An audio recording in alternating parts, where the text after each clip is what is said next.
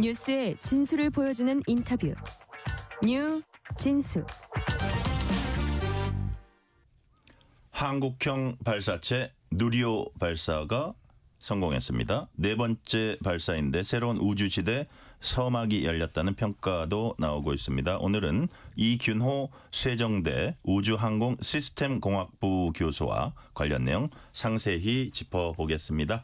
이균호 교수님 어서 오세요. 네, 안녕하세요. 이균호입니다. 네, 귀한 시간 내주셨습니다. 자, 오늘 새벽에 교수님께서도 이제 발사 과정 라이브로 이제 지켜보셨을 것 같아요. 네. 당국이 발사 성공 이렇게 공식 발표했을 때 이 분야의 학자들은 어떤 생각, 어떤 느낌을 받습니까? 아, 네. 저도 이제 학교에 오기 전에 한국항공우주연구원에서 위성 개발을 참여를 했었는데요. 그러시군요. 일단은 그 누리호를 개발하고 성공시키느라고 고생하셨던 많은 연구자와 관계자분들의 어떤 노력, 수고, 눈물, 땀 이런 것들이 좀 생각이 났고요. 아주 눈앞에 생생하시겠어요. 그들의 모습이. 그리고 압박도 많으셨을 것 같고 스트레스도 있으실 것 같고 여러 어려움들이 있으셨을 텐데 그런 것들을 잘 견뎌내시고 이제 성공시켰으니까 제가 일단 부족하지만 축하의 말씀을 한번 드리고 싶고요. 그 외에도 이제 이번에 기존의 발사와 달리 이번에는 위성의 수도 많이 늘어났고 그다음에 무게도 좀 많이 늘어났고 고도도 좀 50km 정도 늘어나고 했는데 그런 어려움 속에서도 이제 그 발사체가 안정적으로 성능을 발휘했다는 점 그런 걸 통해서 이제 우리 땅에서 우리 기술로 만든 위성을 이제 우리 발사체로 성공시킴으로써 국가 기술력이 좀 한 단계 성장했다, 도약했다라는 그 점에서 좀 자부심이 많이 컸습니다. 그러니까요. 이런 대형 프로젝트다 보니까 이게 성공과 실패가 너무 그냥 극명하니까 스트레스가 얼마나 많을까 그런 저도 생각이 드는데 자 교수님 누리호 이번 발사 임무가 정확히 어떤 거였어요? 아, 네. 일단 누리호의 임무는 이번에는 위성을 13개를 싣고 고도 600km에 투입하는 것이 1차 목표가 됐습니다. 근데 이제 13개의 위성을 모두 성공적으로 분리해서 궤도에 투입하면은 그게 제일 가장 좋은 결과였고요. 근데 이제 그중에서도 이제 13개 위성 중에서 가장 중요하고 무게가 나가고 고가의 위성이 이제 차세대 중령 위성이라고 있습니다. 하나예요? 하나 말씀하시는 거예요? 예. 그게 이제 500kg 정도 되는데 그 위성이 이제 제일 중요한 그 위성이 되겠고 그래서 그 위성을 600km에 투입하고 분리시키는 것이 가장 이제 우선적인 성공 기준이라고 볼 수가 있겠습니다. 그러니까 성공했다고 발표했을 때는 그게 이제 600km에 지금 들어간 거예요? 네. 지금 601km 정도로 나오고요. 예, 한반도에서 600km 고도에 한 1km의 오차로 투입했다는 거는 정확도가 높은 편이라고 생각합니다. 그러니까요. 자, 13개 싣고 갔지만 그중에 가장 중요한 차세대 중형 위성 500kg짜리 그게 적절히 딱 진입했다. 그러니까 성공이다. 이런 말씀이시고요. 자, 이번에 보니까 발사 시간을 심야 시간대로 이제 선택을 했어요. 네. 이유가 있습니까? 네. 일반적으로 발사체의 발사 시간은 실어 나르는 위성의 임무와 아주 밀접한 관련이 있습니다. 아까도 말씀드렸다시피 13개 위성 중에서 제일 중요한 차세대 중령 위성 3호의 임무가 어떤 것이냐면은 오로라 관측이나 대기 관측, 그다음에 자기장이나 플라즈마 관측, 우주 의학 실험 등이 있는데 이제 오로라를 관측하려고 그러면은 햇빛이 강하면은 관측이 잘 안 되니까 그래서 이제 햇빛이 좀 약하면서 심야 시간을 택해야 되다 보니까 이제 계산한 결과가 이제 위성이 발사체에서 분리된 다음에 남극을 통해서 다시 북극으로 이렇게 올라가는데 이때 새벽 12시 반에서 한 50분 사이에 적도를 통과해야만 이제 북극으로 가서 이제 오로라를 관측할 수가 있게 되겠습니다. 그래서 그런 것들을 고려하다 보니까 이제 지구 자전 속도, 발사체 비행 속도 그다음에 어디 우주의 어떤 물체와 충돌할 수 있는지 그런 것들을 여러 가지 고려하다 보니까 그 새벽 12시 1시 사이에 발사하는 것이 제일 좋다라고 됐고요. 그래서 어제는 원래 12시 55분 새벽에 발사하려고 했는데 발사 과정 중에 조금 그 문제가 있어서 그 1시 13분에 발사를 조금 했습니다. 늦게 발사한 건데 그 무슨 문제였어요?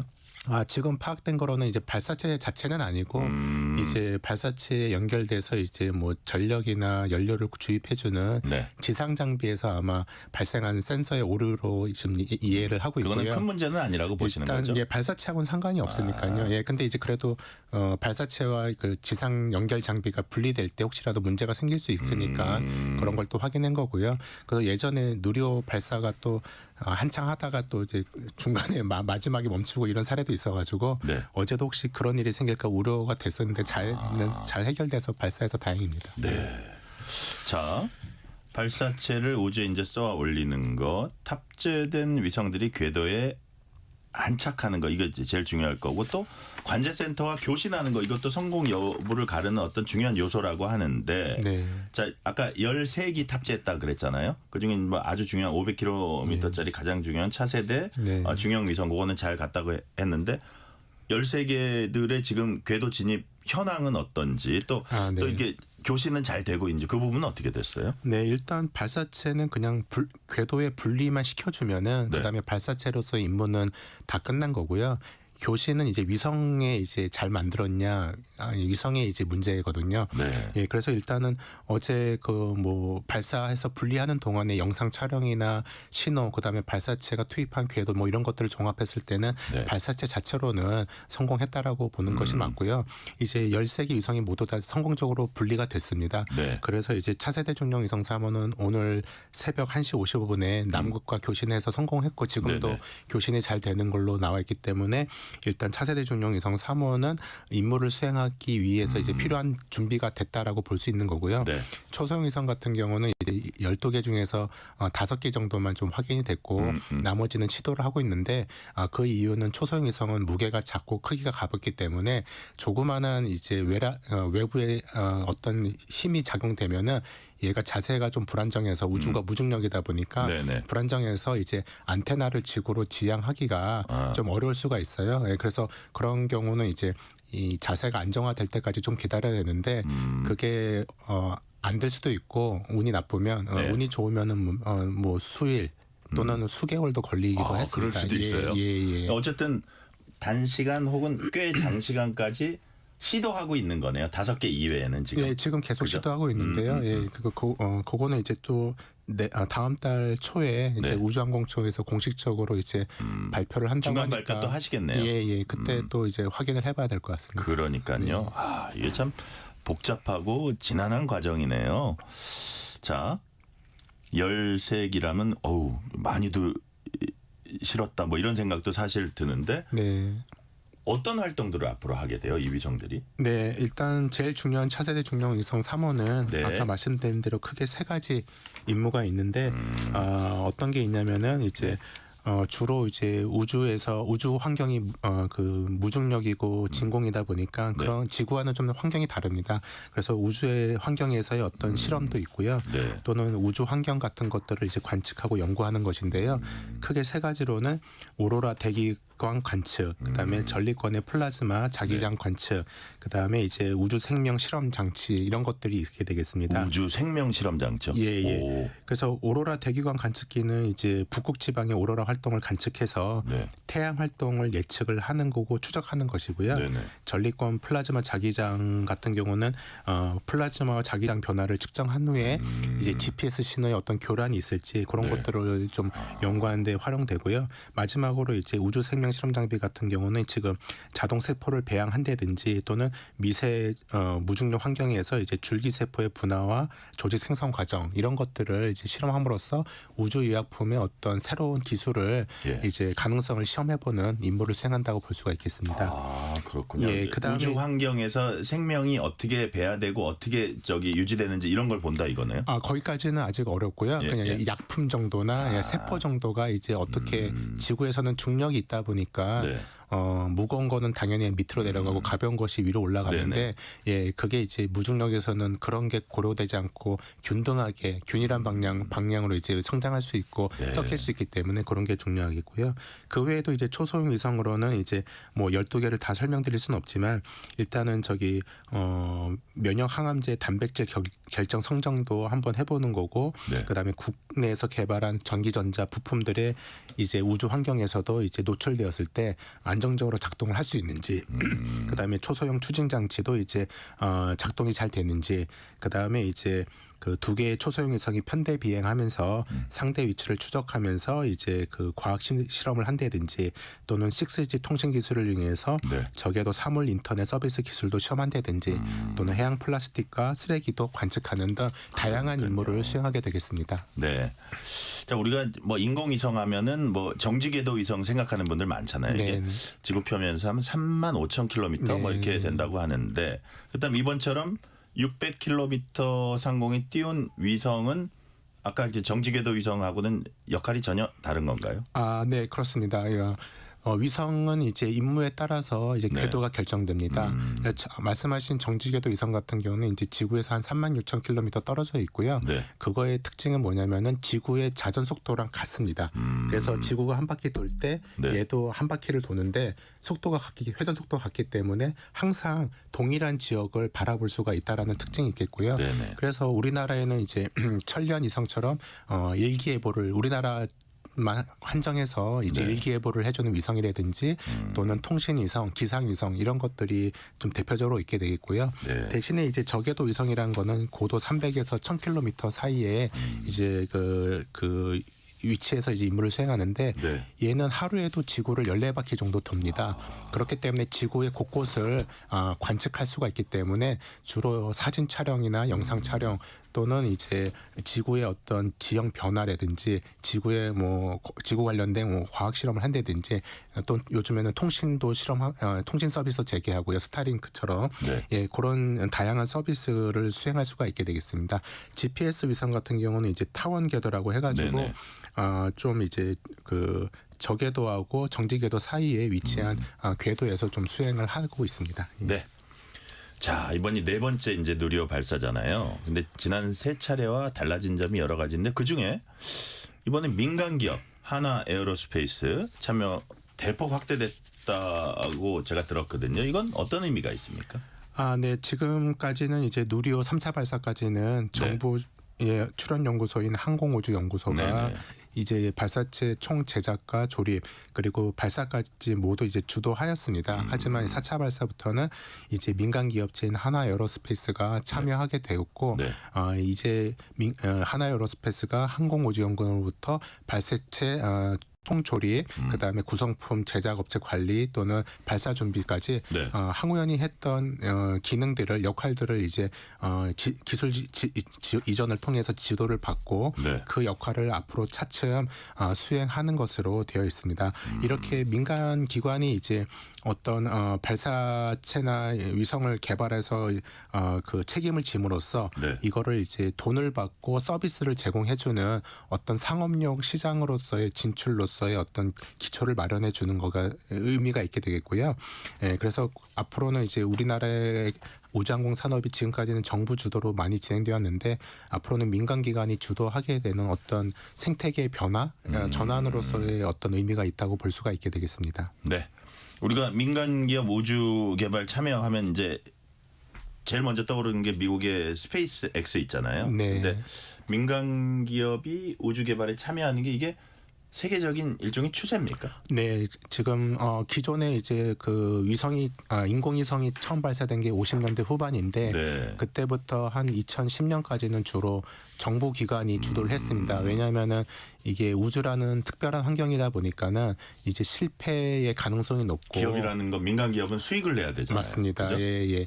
그리고 이제 발사체나 위성을 개발하는데 이제 그러다 보니까 실패를 하지 않으려고 네. 하다 보니까는 이제 성공 가능성을 높이다 보니까는 이제 발사체나 위성을 만든 데 있어 가지고 하나하나의 오차도 없어야 되기 때문에 많은 시험과 그다음에 검사하다 보니까는 사람도 많이 들어가고 부품도 이제 기술 수준이 높아야 되고 수명도 높아야 되고 신뢰성도 높아야 되고 네. 이러다 보니까는 비용도 많아지고 그러다 보니까는 이제 일반 민간 기업체들이 좀 접근하기가 되게 어려웠는데 그게 이제 올드 스페이스라는 시대가 되겠고 네. 이제 2010년부터는 이제 뉴 스페이스라는 시대가 도래했는데 어떤 의미냐면은 이제 네.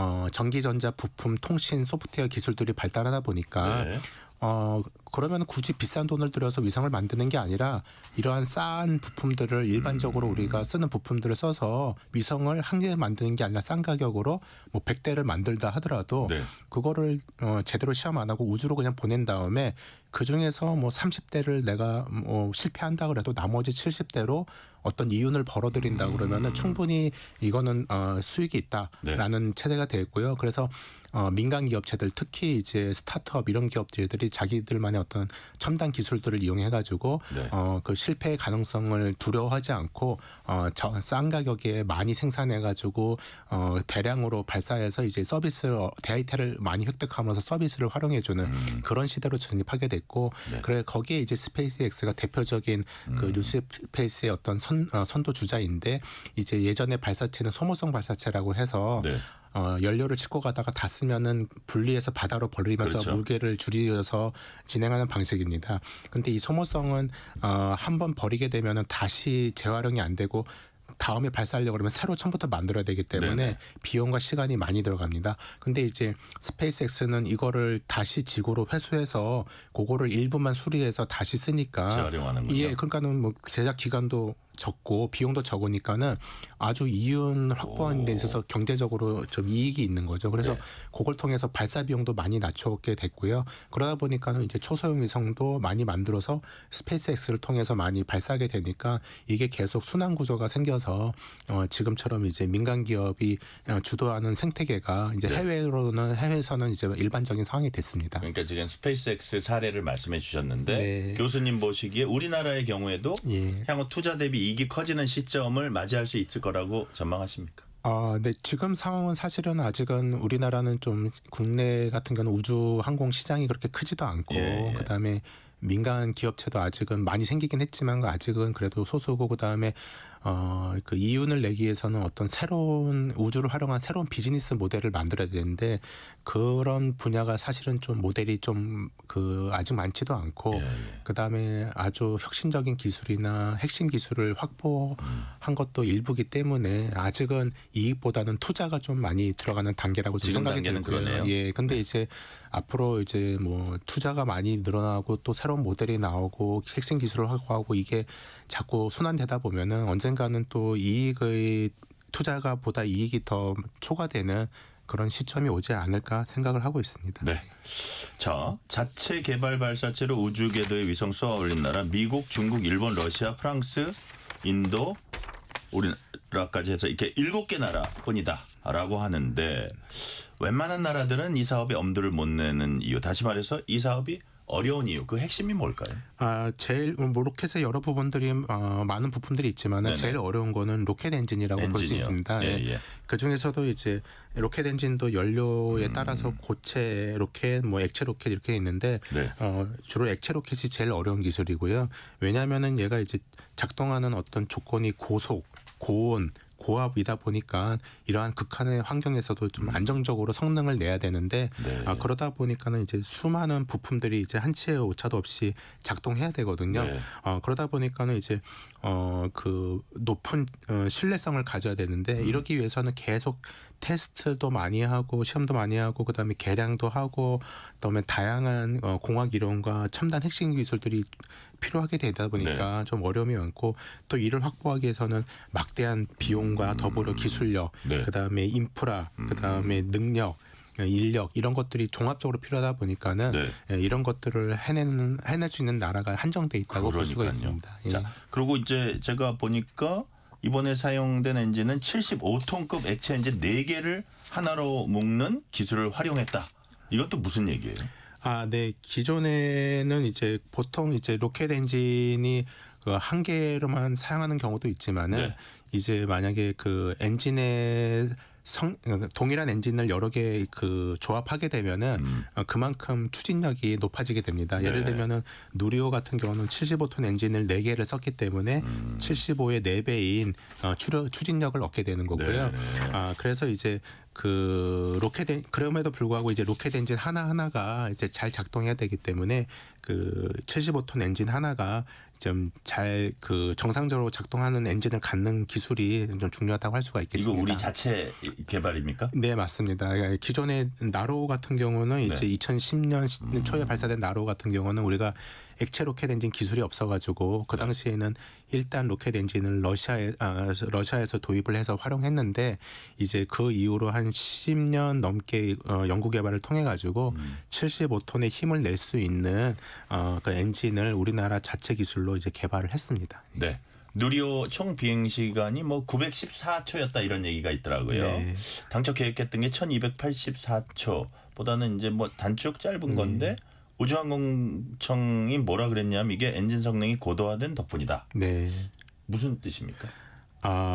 뭘 자세한 분석 원인은 나중에 발표되겠지만은 제가 알기로는 기존에 발사했던 로켓의 엔진하고 네네. 이번에 엔진이 크게 변경된 것은 없는 걸로 알고 있고요. 네. 하지만 이전 발사에서도 이제 예측된 시간과 실제 작동된 시간이 조금 달랐던 점이 있었는데 네. 그때의 원인으로는 제가 기억하기로는 이제 그 당시 발사체에 주입했던 연료와 산화제의 어떤 특성이나 조건이 네. 시험할 때랑 좀 차이가 나서 그런 것 때문에 이제 엔진의 성능에 좀 변화가 있지 않았나 그런 그 사례가 있었고요. 그래서 예. 이번에도 엔진은 똑같고 그 외 조건들의 어떤 변화가 생겼기 때문에 엔진이 예상보다 높은 추진력을 발생시켰고 그래서 이제 비행 시간이 단축되었던 것으로 예상하고 있습니다. 네.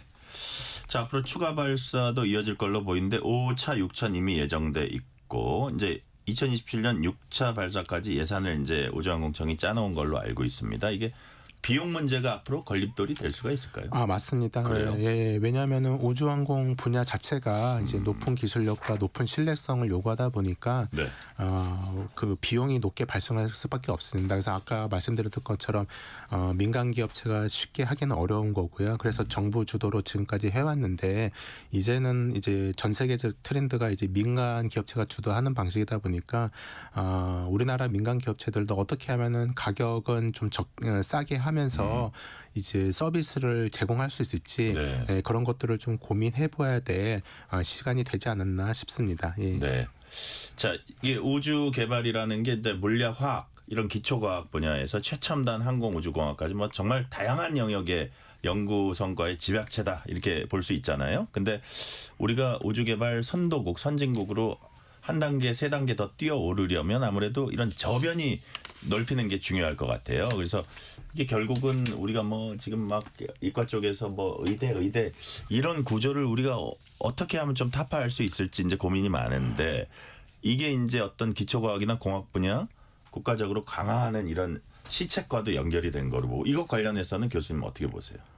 뭐 예전에는 뭐 저 같은 경우만 해도 어떤 사명감 뭐 네. 이런 것들이 더 컸던 동기가 있었는데 지금은 뭐라고 해야 되나 이제 경제적인 측면. 네. 예, 그러니까 결국은 이제 자기 어떤 이윤, 자본주의 사대가 좀 더 되다 보니까 네네. 결국은 이제 수익, 이익 이런 것들이 좀 연결되는 것 같고요. 그러니까요. 예, 중국 같은 경우는 오히려 더 과학기술자를 우대해 준다든지 그러다 보니까 뭐 대우나 뭐 수입 연봉 이런 측면에서도 뭐 의대 의사들이랑 부족하지 않기 때문에 이제 고급 인재들이 그런 것들이 가고 국가의 있죠. 운명을 이제 결정할 수도 있는데. 맞습니다. 그죠? 예. 네. 그래서 저도 우리나라도 좀 약간 걱정이 많이 되는 게 네. 지금 앞으로는 점점 더 이제 어려운 학문을 해야 되고 그걸 이용해서 이제 한 명의 또 그 창업자가 또 수만 명을 먹여 살릴 수 있는 네. 그런 토대가 마련되어야 되는데 지금 우리나라에서는 좀 교육도 약간 획일적이고 네. 그다음에 수준도 점점점 뭐라고 해야 되지? 약간 좀 저하되는 것 같고 그래요. 그러다 보니까는 저도 좀 더 어렵고 좀 힘든 연구를 수행하기가 좀 점차 어려워지고 있다라는 걸 개인적으로 좀 느끼고 그래요. 있습니다. 예, 아무래도 이게 예. 이제 구조적으로 네. 이게 구조나 저변을 우리가 바꿔야 네, 되고 이게 네. 정말 우리가 미래 먹거리나 이런 네. 것들을 세계 어떤 선도국으로 나가기 위해서 과연 어느 쪽을 치고 나가야 되냐 이게 네. 또 하나 보여주는 아주 네. 오늘 좋은 주제인 것 같고요. 네.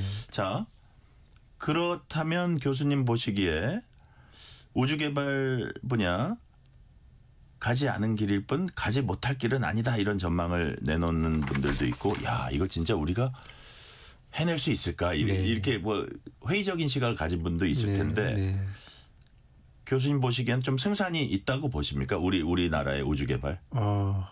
거기엔 어떤 정책적 전폭적인 지원은 있어야겠죠. 승산을 맞습니다. 있으려면. 예, 맞습니다.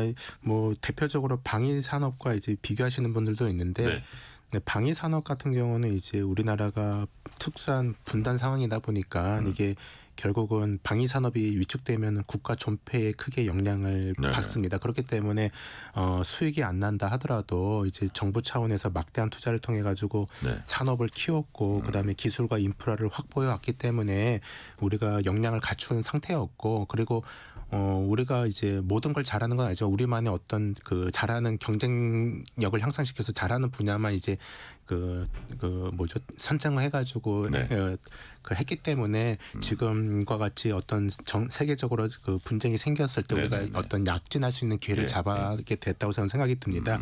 하지만 우주 항공 분야는 아직 저희가 그 방위 산업에 비해서는 이제 중요도나 이런 것이 아직 높지는 않고 시장도 작고 이러다 보니까 아직은 수익이 크지 않고 기술과 인프라도 충분치 않은 상태입니다. 그래서 우리가 이걸 통해서 이제 우주 항공을 키우려고 그러면은 결국은 아직은 정부에서의 좀 막대한 지속적이고 장기적인 투자도 필요하고 하지만 민간 기관도 이제 정부의 투자만 바라는 것이 아니라 자체적으로 기술도 확보하고 투자를 통해서 뭔가 새로운 사업을 만들고 이익을 창출할 수 있는 어떤 노력도 좀 필요하지 않나 생각이 듭니다. 자, 요거 잠깐 마지막 질문 마무리하는 다 이렇게 요약하는 질문 가기 전에 막 미국하고 중국이 또 이 분야에서도 또 각축하는 그런 그 모습을 보이고 있는데 옛날에는 본래는 미소 대결이었잖아요. 근데 지금은 미중 대결. 뭐 예를 들어서 미국은 화성 탐사, 중국은 달 탐사 뭐 이런 얘기도 있는데 지금 그 두 나라의 우주 개발은 어디까지 왔어요? 일단 뭐 미국은 누구나 알듯이 전 세계적으로 가장 기술이 발전된 이제 우주 항공 선진국이 되겠습니다. 그런데 최근에 이제 비용 문제 때문에 이제 나사를 중심으로 이제 그 다양한 임무를 수행했지만 비용 때문에 이제 민간 기업체로 많이 그 역할을 넘기다 보니까 나사의 기능과 역할이 좀 축소된 부분도 있고요. 그 최근 얼마 전에는 또 이제 나사의 어떤 그 연구소를 좀 인력을 많이 해고하고 그다음에 조직을 축소하는 등 그럼으로써 이제 좀 그 미국의 어떤 우주항공의 그 기술과 이제 역량이 점점 축소해가지 않냐 뭐 이런 것도 있을 수 있습니다. 하지만 이제 대신에 민간 기업체들은 더 많은 활동을 하고 있는 건 사실이고요.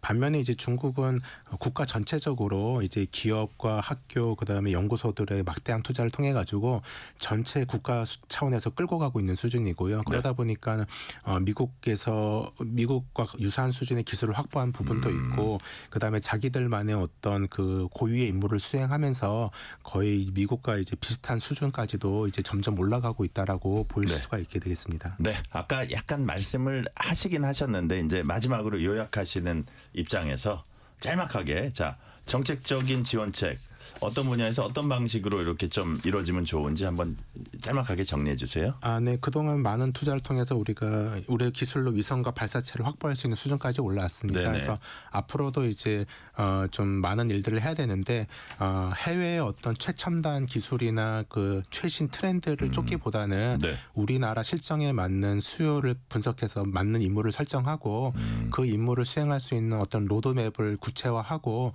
그 로드맵에 따라 장기적으로 이제 투자와 기술 확보 이런 것들 통해서 역량을 갖추는 것이 중요할 것 같습니다. 네, 오늘 말씀 여기까지 듣겠습니다. 지금까지 이균호 세종대 우주항공시스템공학부 교수였습니다. 교수님 오늘 말씀 감사합니다. 네, 감사합니다.